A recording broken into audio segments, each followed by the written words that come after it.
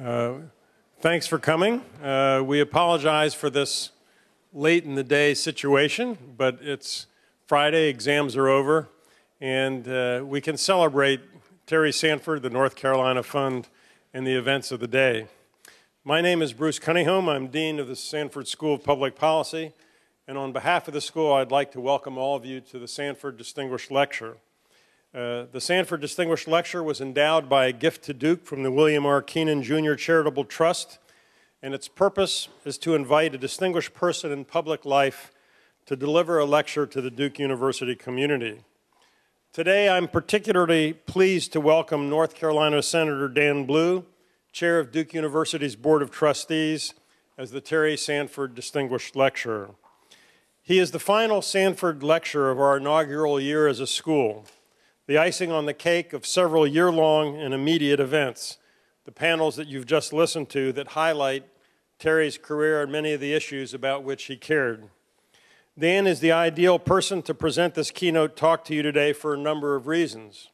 First, he's one of America's outstanding political leaders. He knew Terry Sanford and credits Terry for helping him set him on the path of leadership that he has followed all of his adult life. Second, his ties to the Sanford School and Duke University are deep and wide. He has three children who've majored in public policy, two who've gone on to Duke University Law School, a son-in-law who went to Duke, a daughter-in-law who went to Duke. Dan has taught for us and come over here often, and I think you could call him Dan True Blue, is probably, it would be fair. He is the best person to talk about continuing the work of Terry Sanford because he lived and worked through critical decades of change in North Carolina and is continuing that work. As you all know well, despite the '54 Supreme Court decision pledging a new era of desegregated schools, change was slow in this country and in North Carolina in particular. Born in 1949 and growing up in rural Robeson County, North Carolina, Dan was bused to the black school and his father was a tobacco tenant farmer. Dan and the members of his generation were the people Terry Sanford had in mind when he called for a new day in North Carolina in which children would receive an education second to none. When he was just 8, Dan was inspired by the Soviets' launch of Sputnik, the first satellite. He went to college intending to be a scientist. He majored in mathematics at North Carolina Central University and graduated in 1970. But in 1968, as he was pursuing his studies at North Carolina Central, Martin Luther King Jr. and Robert F. Kennedy were assassinated. In those years, activism was a way of life for most college students, and Dan Blue found himself impressed by the role lawyers play in the civil rights and anti-war movements. King's assassination and the turmoil of those times steered him in a new direction. He decided to pursue a law degree, and to our great fortune, he chose to do so at Duke. Upon graduation from law school, Blue was hired by Terry Sanford to join his law firm, becoming the first African-American attorney to integrate one of the state's major law firms. He co-founded his own law firm in '76, Blue, Stevens & Feller's law firm in Raleigh, and launched his political career. Dan was first elected to the North Carolina General Assembly in 1980 and has served our state for 25 years. In 1991, he was elected Speaker of the North Carolina House of Representatives, the first African-American speaker in North Carolina or in the South. He left the State House in 2002 to run for U.S. Senate and returned in 2006, which suggests he didn't win that race. Last year, he moved over to the Senate after being appointed to fill the seat of the late Vernon Malone. His legislative career has been distinguished by its longevity, by his integrity, and by the respect his colleagues have for him. He has worked to modernize the criminal code and juvenile justice laws and to revamp the state's parole and corrections processes. He championed worker safety, put financial safeguards in the state budget, and has been a consistent and tireless advocate for education. He has served in numerous other leadership capacities, including chairman of the North Carolina Legislative Black Caucus, chairman of the House Judiciary Committee, and president of the National Conference of State Legislatures, the first African-American in that role as well. He joined the Duke Board of Trustees in 1995, and last year he was elected chair, becoming the first African-American chair of the Duke Board of Trustees, another first for Dan Blue. who's been blazing the way for others throughout his entire career. It's fitting, therefore, that I turn the podium over to Daniel Terry Blue, Jr., Chair of Duke's Board of Trustees, to deliver the Terry Sanford Distinguished Lecture for 2010, and I hope you give him a big welcome.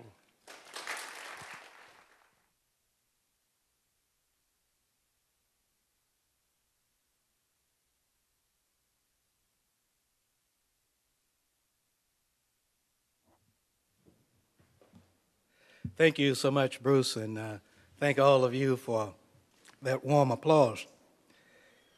You know, I look around and I know so many people in here, and I've worked closely with so many, and Bruce mentioned my experience in the legislature, and I'm going to comment about a couple of things in detail as I move to it, but I also saw Ann Barnes. You all know Billy, because you see all of these incredible pictures that he took that are in Bob's book. But you may not know Ann. As Billy was doing all of these pictures in the 50s and 60s, Ann was preparing to come to the General Assembly and served with me in the General Assembly representing Orange County for a while. And I will tell you, did more in the area of corrections and the corrections policy and setting it on a sane path than any single individual in the state. She fussed about it every now and again, but at the end of the day, did just a yeoman's job and got North Carolina's correction system first out of a lot of trouble with the feds, but secondly, on a much more progressive, positive path than it would have been. Now, unfortunately, Ann left the legislature. And you know, nature abhors a vacuum.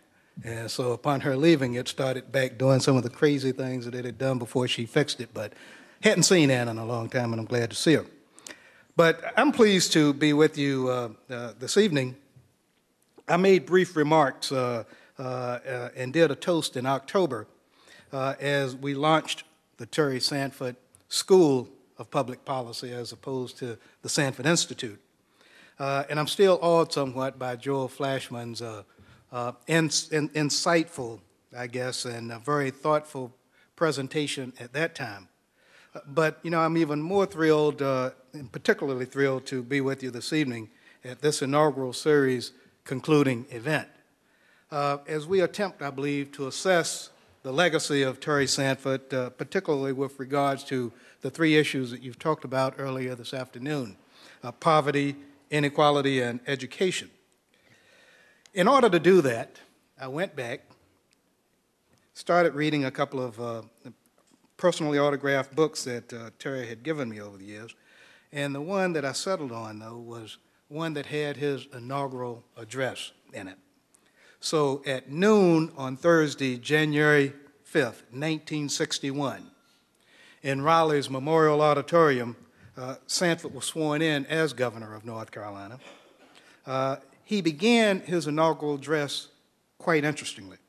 And these are the words that he used, and I will share a little of that with you to sort of set the theme. He said, "There is a new day in North Carolina. I'm here not to proclaim it, but rather to acknowledge its arrival. There is an eagerness, an alertness, a confidence, a will to move ahead that has now caught up our people and fixed them with the reality of a new day. We're all proud of universal education, and I'm skipping around through the speech. But now in the closing decades of the 20th century, we must do more than merely make education universal. We must give our children the quality of education which they need to keep up in this rapidly advancing, scientific, complex world." And he goes on, "If it takes more taxes to give our children this quality education, we must face that fact and provide the money. This is no age for the faint of heart. While quality education is the rock upon which I will build the house of my administration, we are not going to fall into the error of thinking that this or any other single emphasis will alone build a better North Carolina." He talked about education even more extensively, and then he said, "Education supports the economy, but education must be supported by the economy. As we work for quality in education, we must at the same time work just as boldly for broader opportunities to lift the income of our people. We are not going to forget the working man, the laborer, the small businessman, who often find the cards being stacked against them. We're not going to forget that no group of our citizens can be denied the right to participate in the opportunities of first-class citizenship. I call on all of us to turn our backs on those things that divide us and join hands on those things which can help us grow great. I promise to do this. I pledge to North Carolina my devotion, my time, and my energies, the full measure of all that there is within me, to move in the faith of our fathers for a future bright with promise.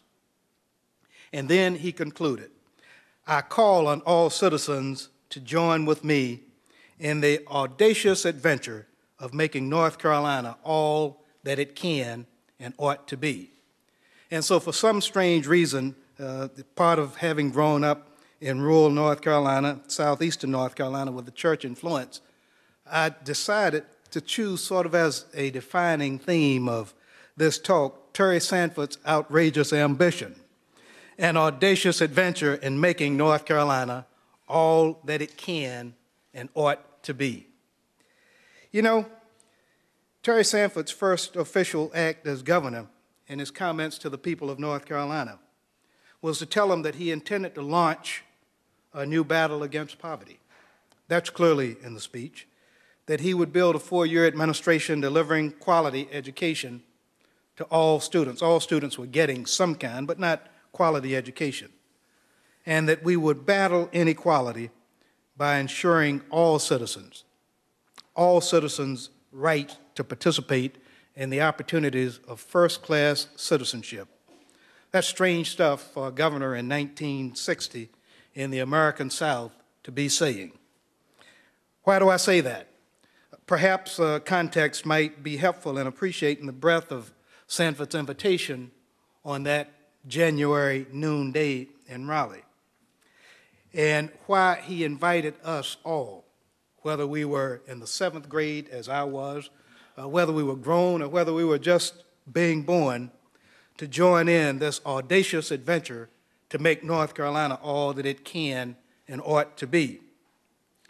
Terry Sanford was born in Scotland County in 1917. More than 3 decades later, I was born in adjoining Robeson County, about 15 miles from where Sanford lived in Laurinburg. Terry's mama taught for 40 years, Miss Bessie, in the segregated schools of Scotland County, and during some of that time, I was a student in the segregated schools of Robeson County, the biggest county geographically in the state, and one of the most interesting for various reasons that I will share with you.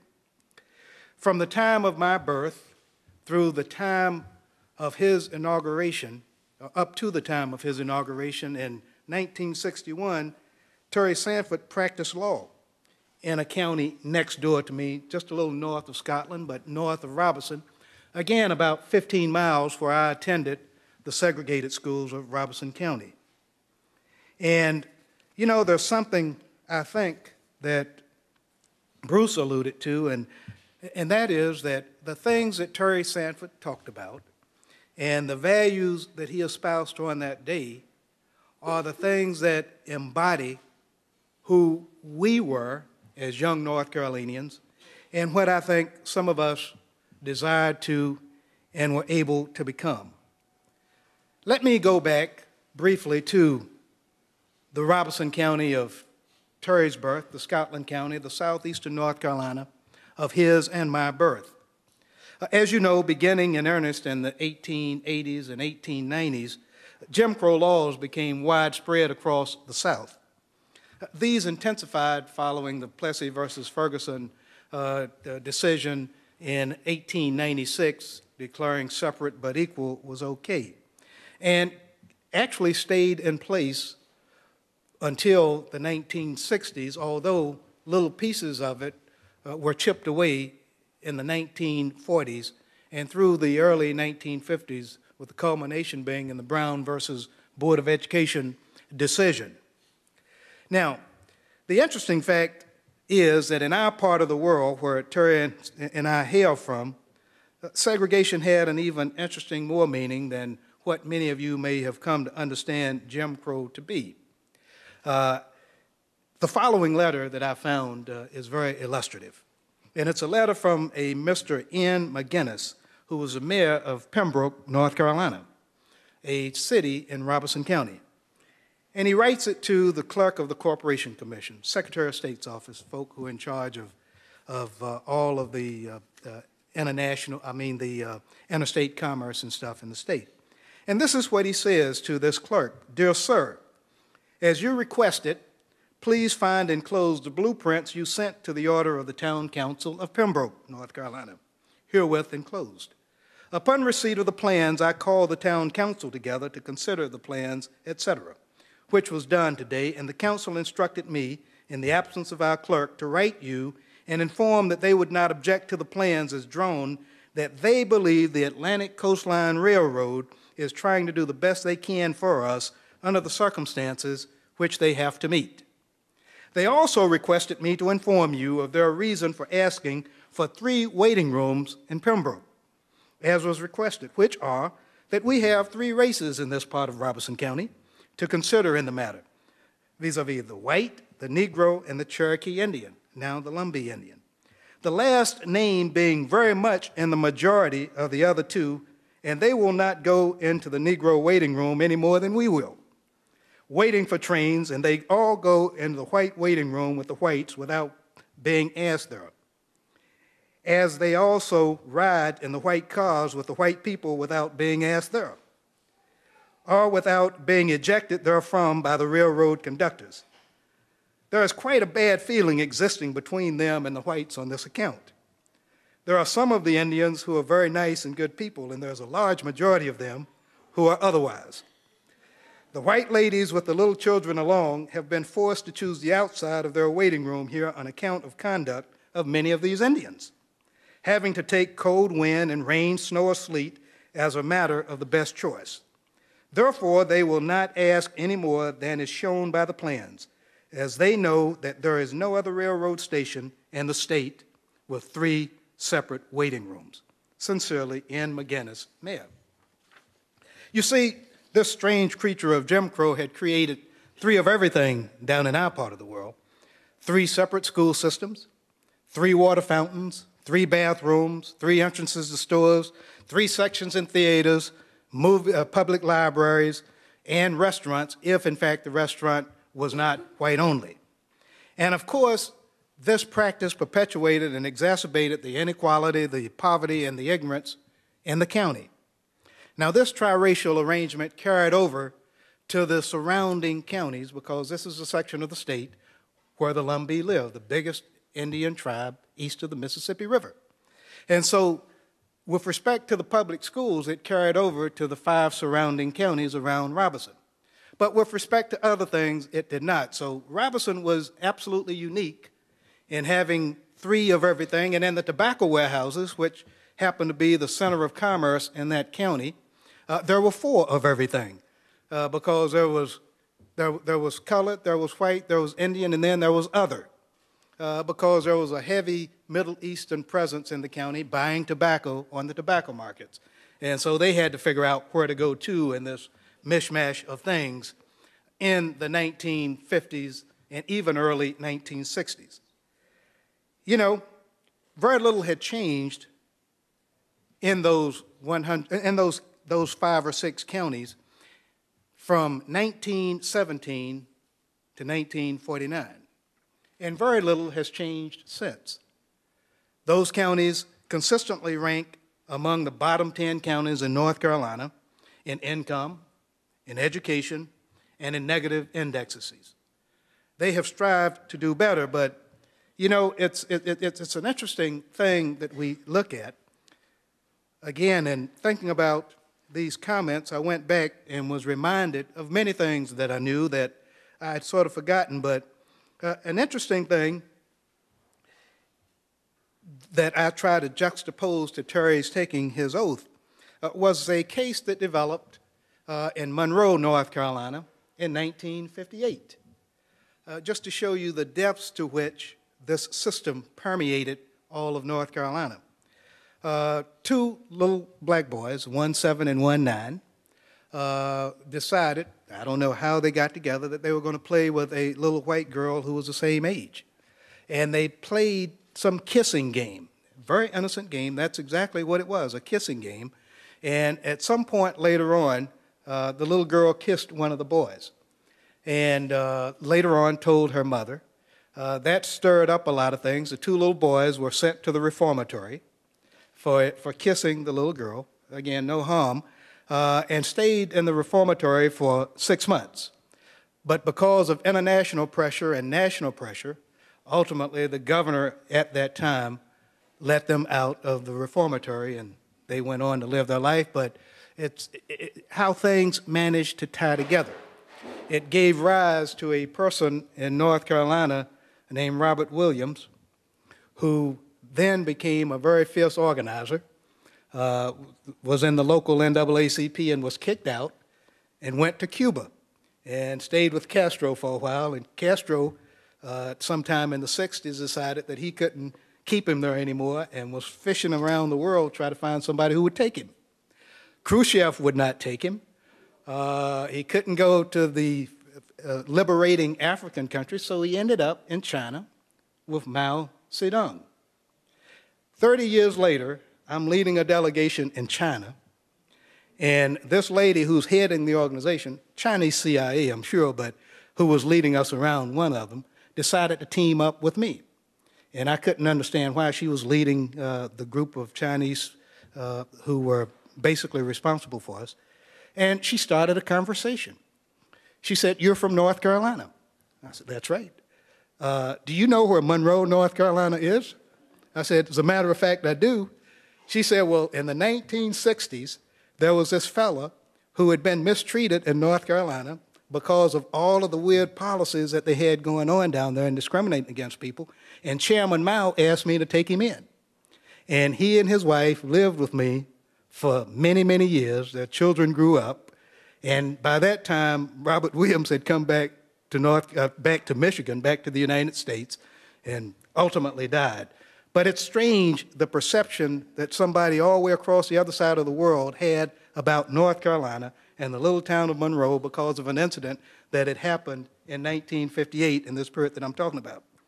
The other thing that I would simply say, because for those who are under 40, probably Jim Crow laws and those kinds of things don't really mean a thing, but there were pretty extensive codes that basically said that you can't do anything that would allow people to come together across racial lines. And amazingly, they weren't just limited to the South. They were in the western states, and they were in states all over the country. I thought a couple of them were really interesting. And it said, one of them from the state of Georgia, on burials: "The officer in charge shall not bury or allow to be buried any colored persons upon ground set apart or used for the burial of white persons." In every aspect of life that you could think about, you had those kinds of Jim Crow codes. One on fishing: "The Fishing Commission shall have the right to make segregation of the white and colored races as to exercise of rights of fishing, boating, and bathing." And it covers every single thing that you can think about. "All circuses, shows, and tent exhibitions to which the attendants of more than one race is invited or expected to attend shall provide for the convenience of its patrons not less than 2 ticket offices with individual ticket sales, and not less than 2 entrances to the said performance with individual ticket sales takers and receivers, et cetera, et cetera, et cetera." And any area that you may think about that existed at the time had laws that had come in place over the 20-year period, roughly, in the 1870s, 80s, and 90s that covered that. I mention all of that because when Terry took that oath, he had just come through the 1960 campaign. And so it surprised me as a young boy that the campaign for governor in 1960 shaped up to be a defining one in light of all of these other things going around. And the same thing that was happening in Monroe was happening in communities across North Carolina. And I might add one other point, not only in the area in which Terry and I grew up and lived, but Robeson County, not only being the largest county in the state geographically, was the largest minority county in the state. 70+% of the population in Robeson County was non-white, with the Indians and black population. And that was so with many of the surrounding counties, not like in the northeastern part of North Carolina, but very heavily minority. So in the 1960 campaign, something strange happened, so that it wasn't just a rehash of the status quo. I indicated nothing materially different had happened very much in North Carolina up to that time. But in 1960, 5 capable lawyers competed for the position of governor. I say capable because 4 of them, all of them but Terry, either had been or ended up being a judge. So at least they had to know something about the law, one would think. But following the Brown versus Board of Education decision, there had been a trickle of integration in some activities in North Carolina, a little bit in the public schools. There had been some elections in Durham and maybe Winston-Salem where there had actually been African Americans elected to the city councils. And, but the interesting thing, in light of that, the state was still rigidly segregated. And while not doing what many southern states were doing, they were waiting on a gradual change to this integration thing. And so this election ended up, basically by Terry's design, being a referendum on whether North Carolina believed that quality education was more important than massive resistance to this cascading effect of dismantling a de jure system of segregation. That's simply what the election was all about. Malcolm Sewell, the state's attorney general, who had earned a reputation fighting the Ku Klux Klan and was from Robeson County, was a candidate to the left of Terry. And there were 2 candidates to the right. One who decided he was going to lead the effort to make North Carolina like the other southern states, Beverly Lake, and the other who probably agreed with him, but was more a fiscal conservative than one who wanted to massively resist the changes that were coming. And so, as Terry won the first primary and was placed square on with Beverly Lake, the segregationist candidate, race questions were raw and on the front burner. And for kids growing up anywhere in North Carolina, to witness the discussions in mixed groups and in all other kinds of groups of what this election was about, quite frankly, was an exciting thing, something that portended a change that even we hadn't considered at that young age. And so Lake, who had basically positioned himself based on the circumstances that were happening at the time. He had drafted legislation to amend North Carolina's Constitution so that he could remove the provision that required that our schools be publicly funded. As long as that provision was present in the Constitution, North Carolina schools could not close down, as the schools in Virginia did and other places. So he had drafted legislation to do that. He had argued North Carolina's position before the Supreme Court in Brown 2, arguing that segregation ought to be maintained and that Brown 1 was incorrectly decided. So 50 years ago, this year, as this campaign began, the students in Greensboro on February 1st staged the first sit-in. And within a month, that movement had spread across North Carolina to college campus towns. 2 months later, college students from all over the country gathered at Shaw University in Raleigh. They just had a reunion this past weekend and organized a student nonviolent coordinating committee to coordinate the sit-in, to support their leaders, and to figure out how to have more civil rights activism beyond just lunch counter sit-ins. And that's all happening here in North Carolina, and it's all happening in the middle of this campaign with Beverly Lake deciding that race is a defining issue and that he is going to lead the massive resistance effort. he had the momentum to keep race at the front burner. And as Memory Mitchell, who wrote the addresses and papers of Governor Terry Sanford, described it, I thought appropriate. She said, for a week or two of those hot June days, the electorate of North Carolina seemed precariously balanced between moderation and massive resistance, between a new day and a return to Rip Van Winkle, between moving out into the mainstream of American life and a trip up a dead-end tributary. Of course, Sanford won that election, and over the next 4 years, a miracle began to unfold in North Carolina, as we not just journeyed into the mainstream of American life, but in many instances, we were the pace car. We set new standards. Just a short list of the things that Terry accomplished as governor of North Carolina. Certainly on top of the list is a quality education program, not because every child in North Carolina now gets a quality education, but because it was conceived of. And Terry was willing to do what it took to get it done. Passed a sales tax on food.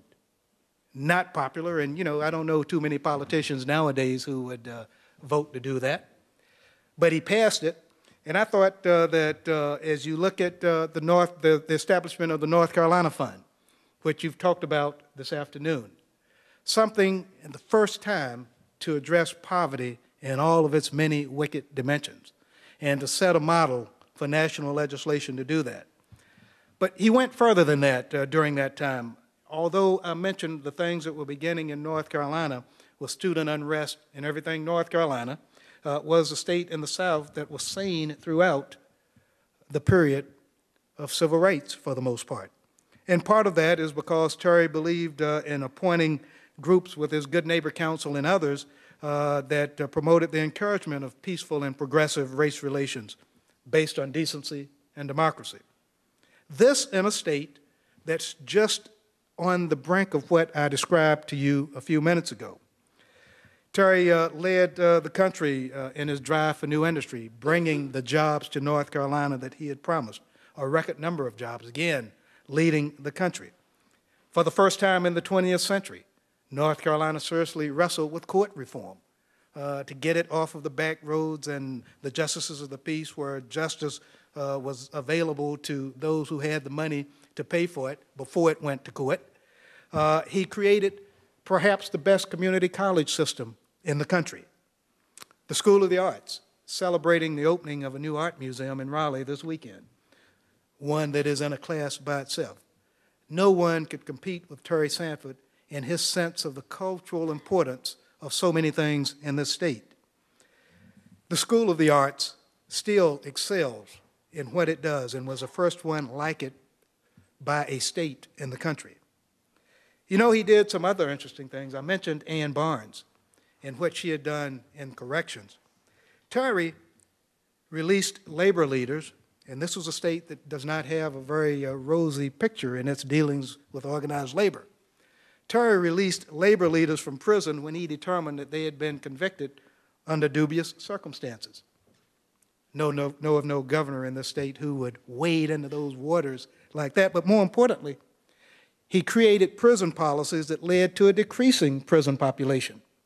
While other states in the country were increasing their prison population, Terry espoused, championed, and had enacted policies that decreased North Carolina's prison population.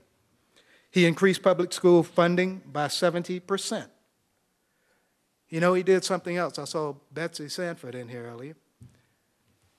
He sent his daughter to an integrated school, the first one that integrated in Raleigh, the first Southern governor and probably Southern politician to do that. And the list goes on and on. He spoke of opportunity in terms that no Southern governor had used in the 20th century. Now, some of this stuff sounds radical even in 2010, I must admit. But you can imagine what it looked like 50 years ago.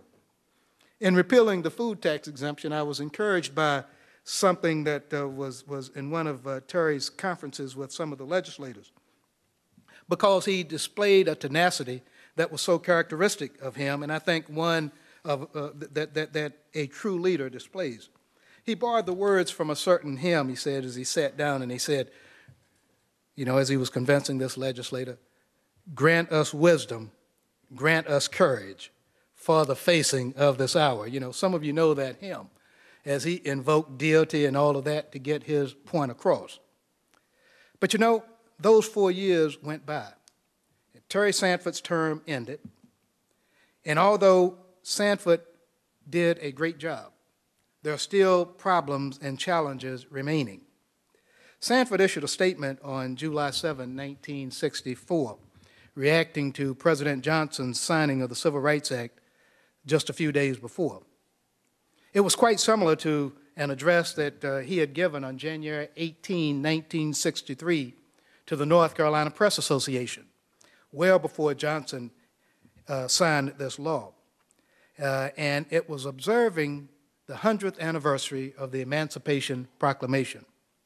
And on that occasion, before the North Carolina Press Association, Sanford had espoused fairness and equality in job opportunities for African Americans.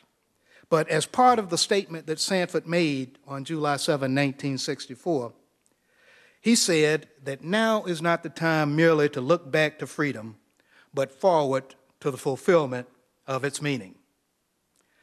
That's the essence of what the North Carolina Fund was about the fulfillment of freedom's meaning for those shackled by the oppression of poverty and discrimination. It's what defined Terry Sanford's long, rich life of public service and his enduring legacy.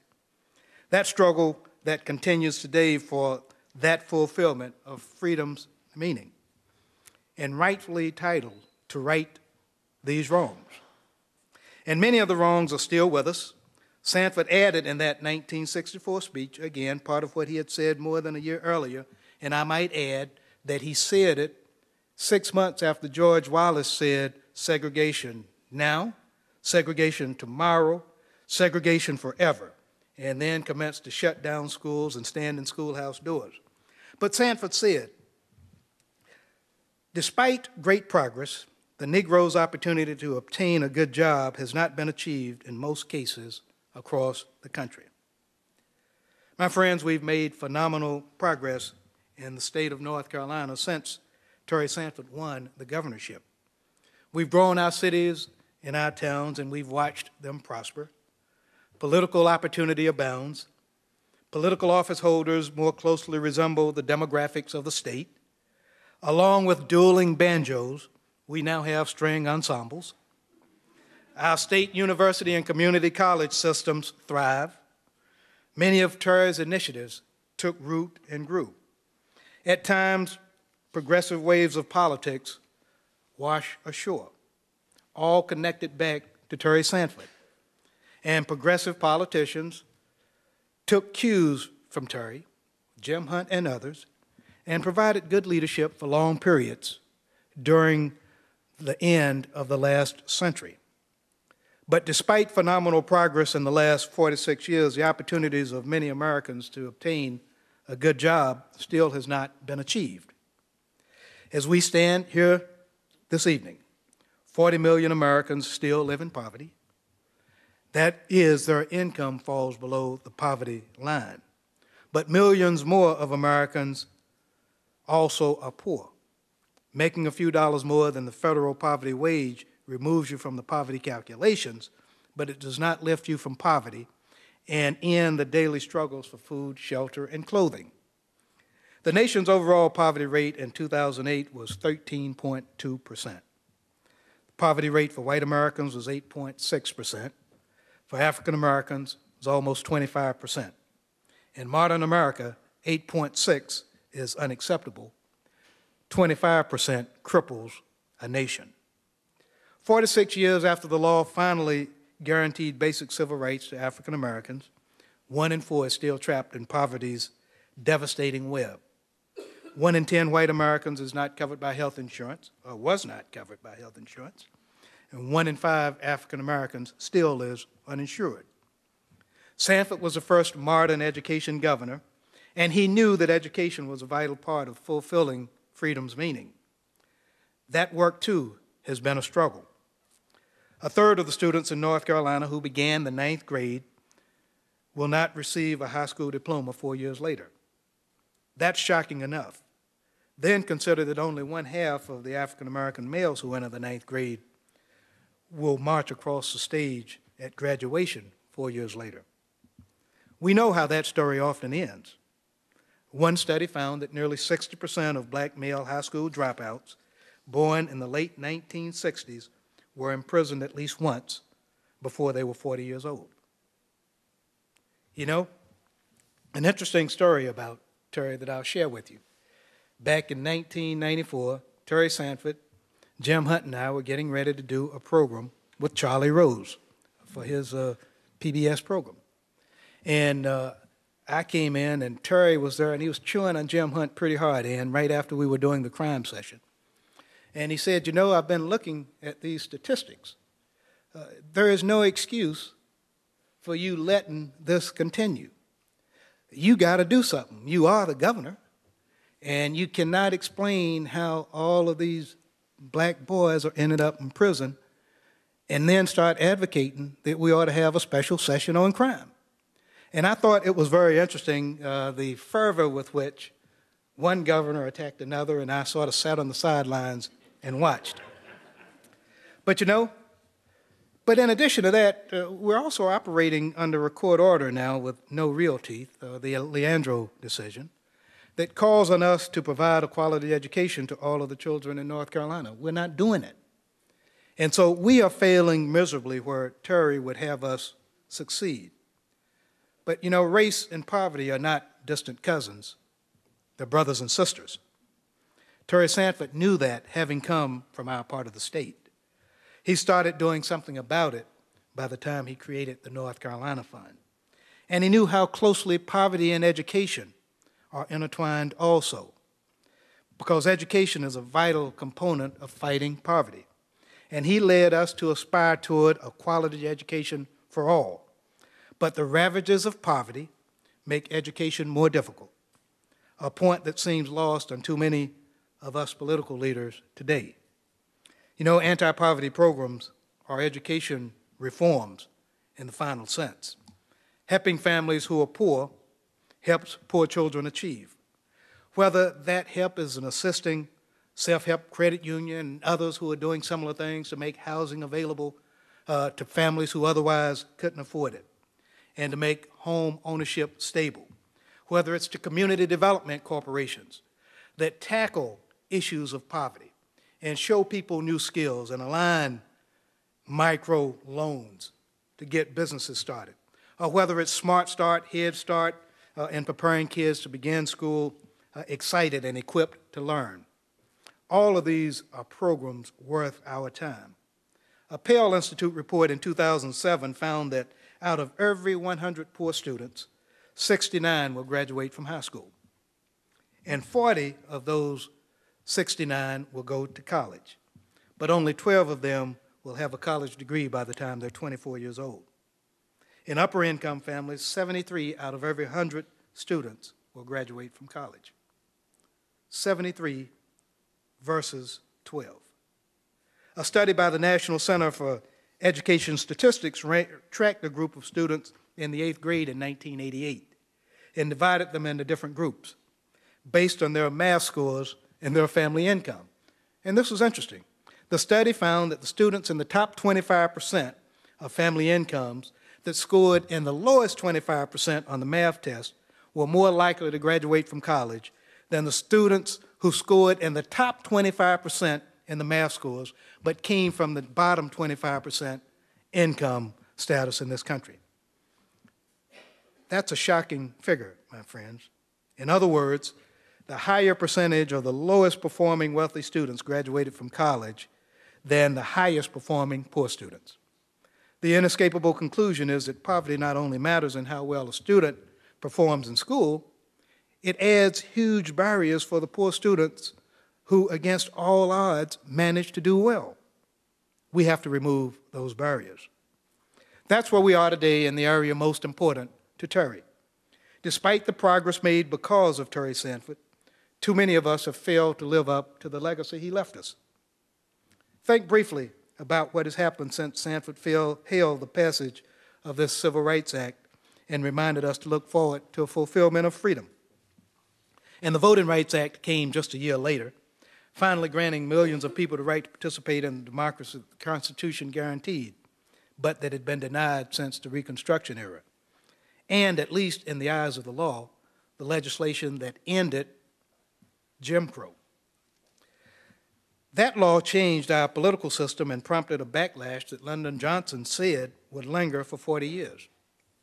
50 years later, it still hangs on today. It lingers with a Southern strategy and voter intimidation in every election that has happened since 1964.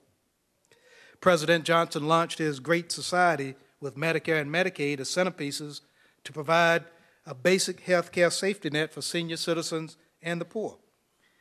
And the foreshadowing of this current health care debate that we're involved in, that passage came over the vigorous objections of folk like Ronald Reagan, who warned us that it would turn the United States to something that looked like the Soviet Union, and it would mean the end of free enterprise as we knew it. Well, I saw President Obama taking on Wall Street yesterday on TV, and somehow capitalism seems to have survived and is doing pretty well. You know, but these civil rights struggles didn't come to an end when Johnson signed the Civil Rights Act and the Voting Rights Act. They began anew, and Americans began demanding rights that the new laws reaffirmed. You know, King led the struggle and broadened that struggle to include questions about the war in Southeast Asia and the war on the poor in the streets of America. There was battle raging, and as you would imagine, it shook the establishment's windows and rattled the walls. Then violence took King and Bobby Kennedy, and the streets erupted. And even as a man walked on the moon, signaling that in many ways, our technology had outpaced our morality, another foreshadowing of our present-day struggles. But, you know, we again had campaigns which solidified the use of race to divide us politically, even as those campaigns betrayed the public trust, eventually setting the stage for the struggles today about faith in government institutions. Vietnam ended, Watergate ended, but then we had the Iranian hostage crisis that foreshadowed the current struggles with extremist fundamentalism that we all experienced so devastatingly on 9/11. And rightly or wrongly, that now consumes so many of our precious resources that we could use to wage Terry's battles. Then the stereotypes that had begun disappearing from the public debate were back with a vengeance. The not so thinly disguised racial code, words like welfare queens. If people were poor, then it was their own fault. Income inequality skyrocketed at record levels. That brought us another Southern governor with a message like Terry Sanford's, appealing to the best of us. But it prompted the development of a complex propaganda machine, talk radio and TV, that dominates much of the political discourse these days, with talk of death panels, birth certificates, race baiting, socialism, and other things to get people's attention off the main issues. America has been divided again. Income equality still reaches unthinkable heights. Civil rights protections have been scaled back. Schools are resegregating, even in North Carolina. But you know, then came 2008 and the election that's supposed to represent change. A new president with a new take on an agenda that looks very familiar to folks who knew Terry Sanford. An agenda that's based on hope and not fear, based on looking ahead toward the fulfillment of the meaning of freedom. All that is not meant to be a history lesson, but it's instead to make us focus on the distinct choices made along the way since Terry led us. Terry Sanford's legacy was not one program, one proposal, one promise. It's not the North Carolina Fund, as great as that was. It was much simpler, and yet it was much more than that. Here's what Sanford said in the summer of 1964 at a campaign rally for President Johnson at Reynolds Coliseum over at NC State. The world is so strained and the daily stress is so severe that our worries and our fears at times almost overwhelm us. It is a temptation to be against everything. Such are the times, but being against things doesn't improve the situation. The true answers cannot come from the pressure of the extremist groups who would destroy more than they improve. Our worries and our fears are almost overwhelming us today too, maybe even more so than they did when Terry Sanford took that stage down the road in Raleigh on that winter day in 1961. There is a temptation to be against everything. Lawmakers are doing it on the national and on state levels around the country. And many people are giving in to that temptation and showing up at tea parties because they don't know what else to do. But Sanford was right. Being against things doesn't improve the situation. Fighting health care reform doesn't provide health care. Fighting against economically and racially balanced schools doesn't provide a better education for our kids. The true answers don't come from groups who would destroy more than they improve. The answer comes from looking forward, from creating new innovative ways to battle poverty and provide health care while not abandoning commitments to ideals that were working until they were just derailed. It comes from making available economic capital, political capital, and social and intellectual capital to poor people in poor communities. It comes from giving quality education, even if it means 8 9-hour school days, 6-day school weeks, and 10-month school years. The true answers come in working together toward fulfilling that meaning of freedom, which Terry spoke of and dedicated his life to trying to attain for everybody. The people of North Carolina elected Terry Sanford 50 years ago this year because he was for something. They defeated his opponent because he was just against something. We are yet at another crossroads, and we need to decide if we're going to continue the pattern of the last 50 years of taking one giant step back for every 2 that we take forward. We have something now that Sanford did not have to help him clear the murkiness.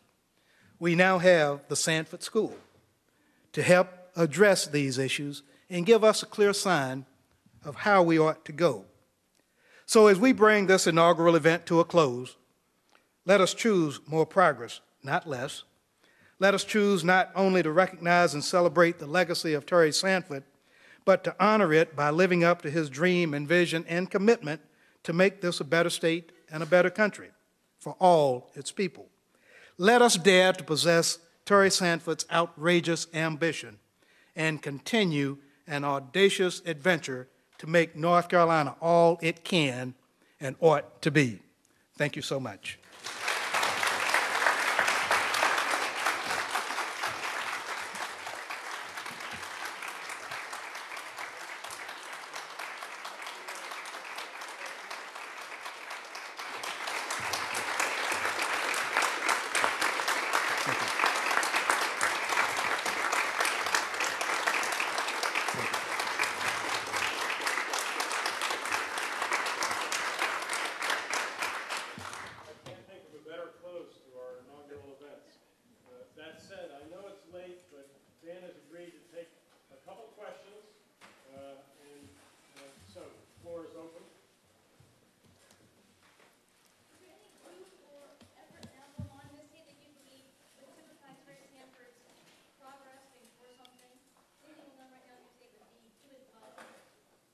Oh, sure. I mean, there are many efforts. You know, I look closely at some of the stuff that's happening in social entrepreneurship, trying to empower communities and things. You know, the programs, especially the North Carolina Fund, pretty much made a roadmap of what works. You know, it may not have been successful, but there are other political forces coming into play that cause its demise, and, you know, national forces at play. But ultimately, I think Sanford believed in empowering people. And if we're going to address the issues that if we're going to confront poverty, if we're going to confront quality education for all children, we have to do things that empower people. We have to incorporate everybody into the decision-making process and into the discussions. And, you know, sometimes we make assumptions because of our experiences and don't call on the experiences of the people that we're really making those assumptions for. That's part of the reason that I went through this long discussion about what we experienced in southeastern North Carolina. And, you know, quite frankly, given all of that craziness, I have no scars. And it's funny when you read some of the stuff and the silliness associated with policies that cost money that absolutely benefited nobody in the final analysis. But I think that sometimes we assume that our experiences are the experiences of other folk. And so we have to create opportunities for people in a dignified way to give their suggestions, to take charge of their own fate. I said that we have to have economic capital. They can't generate it on their own. So we have to have the initial capital resources, the economics, to make some of their decisions possible. But we also have to have folk who train other people in the things that really work, passing best experiences and things of that nature. I think what we're trying to do in education, you know, whether it's what we've tried to do with Smart Start and other efforts like that. In fact, I know that there are things that Terry was totally in favor of because I talked to him about them once we created them. So there are many things going on. And as you look at them, the problem is the volume and I think the size of many of these efforts. And we'll focus back on them, and when we get another army ready to march, like the youth of the 60s and maybe even the early 70s, they will have examples that they can use as we attack these things, I think, much more thoroughly. Hey.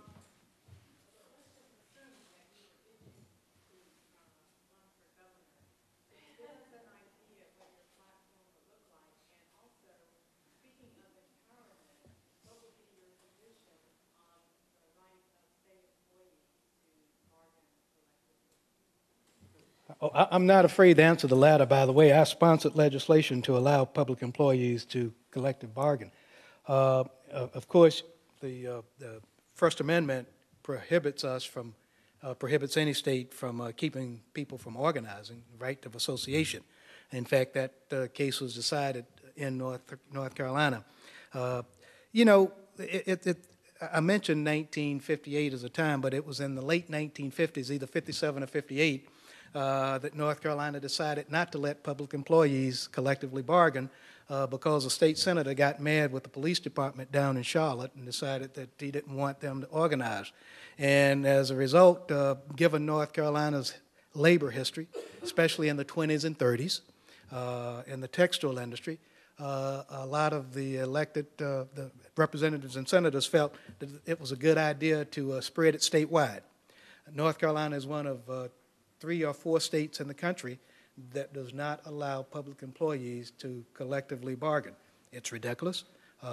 We've had city executives, mayors, come to us and suggest that it would be much easier to reach accord with our city employees and to create a certain sense of happiness among those employees if they could collectively bargain.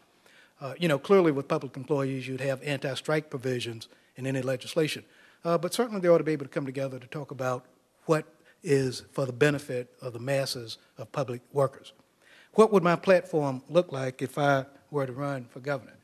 If I ever decide to do that, I'll let you know and, and seek your support on that.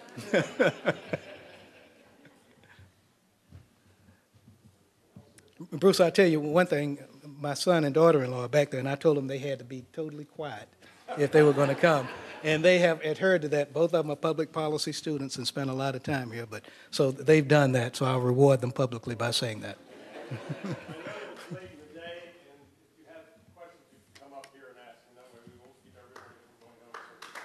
Sure.